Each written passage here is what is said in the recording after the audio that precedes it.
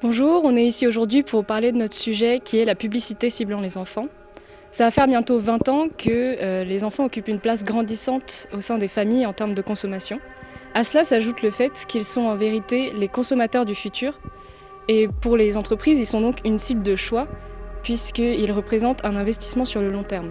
Ils sont ainsi directement visés par les publicités et ce dès le plus jeune âge puisqu'alors ils ne sont pas encore outillés pour comprendre les intentions des marques.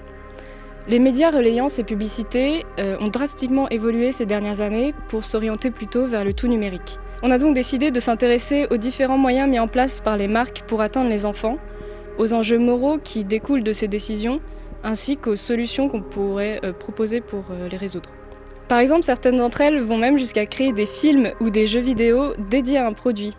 Il y est alors omniprésent et l'enfant finit par créer des liens affectifs avec. On assiste aussi à l'essor des publicités sur les réseaux sociaux qui sont de plus en plus présents chez les enfants. Ces marques profitent que ces sites récoltent des informations sur leurs utilisateurs pour repérer les enfants. Les publicitaires jouent de la crédulité des enfants et usent de leur imagination pour les influencer. En effet, selon certains pédopsychiatres, les enfants avant 6-7 ans ne font pas la différence entre un message de fiction, d'information ou publicitaire. Des mascottes publicitaires sont donc souvent utilisées pour donner une bonne image aux marques, et c'est en suivant les conseils peu scrupuleux de ces mascottes que les enfants développent des mauvaises habitudes de consommation, notamment une mauvaise alimentation. Ces mauvaises habitudes favorisent l'obésité qui est de plus en plus présente de nos jours. Les enjeux de la publicité ciblant les enfants sont donc à la fois moraux et sanitaires. Pour protéger les enfants, diverses solutions ont déjà été mises en place ou devraient être mises en place. Tout d'abord, au niveau gouvernemental, un cadre légal plus complet devrait être mis en place, par exemple en interdisant certaines publicités selon les médias ou leurs audiences.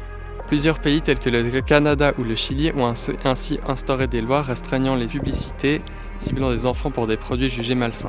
Aussi, les entreprises elles-mêmes prennent parfois les devants en adhérant à des chartes comme l'UE Pledge qui visent à interdire les publicités alimentaires lorsque l'audience est composée d'au moins 35% d'enfants de moins de 12 ans, à moins que les produits ne respectent des critères nutritionnels stricts. Les entreprises s'engagent de leur plein gré à respecter les critères mais sans qu'aucun contrôle ne soit fait.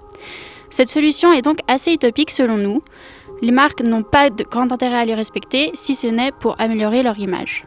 Un autre enjeu est la récolte des données en ligne. Il existe des chartes de confidentialité pour informer que l'on récolte des données avec l'accord de l'utilisateur, que l'on signe à l'ouverture d'un compte sur un réseau social par exemple. Le problème est que cette solution n'est pas adaptée à des enfants, qui ne comprennent généralement pas les implications de ces contrats ou même le sens des chartes. Ils acceptent donc ces contrats sans se poser de questions. Pire, de nombreux sites n'annoncent pas la récolte de données ou le dépôt de cookies. Nous avons donc réfléchi à des solutions complémentaires à celles déjà existantes. Pour commencer, les sites pourraient mettre en place un monitoring des publicités qu'ils affichent afin de limiter l'exposition à des publicités de mauvaise influence quand l'audience est composée d'une part non négligeable d'enfants. Ceci nous semble important en particulier lorsque les sites ne sont pas destinés aux enfants à la base mais qu'ils s'y retrouvent inévitablement. Aussi, un contrôle parental devrait être proposé sur la majorité de ces sites. Il nous paraît également primordial de sensibiliser les enfants dès le plus jeune âge à la publicité, que ce soit à l'école ou par le biais des parents. Ils devraient comprendre les intentions des marques. Il s'agirait notamment d'ouvrir la discussion entre parents et enfants afin que ces derniers puissent apporter un regard critique sur la question. Nous sommes aussi d'avis que les lois actuelles sont trop peu complètes et sont trop facilement contournables.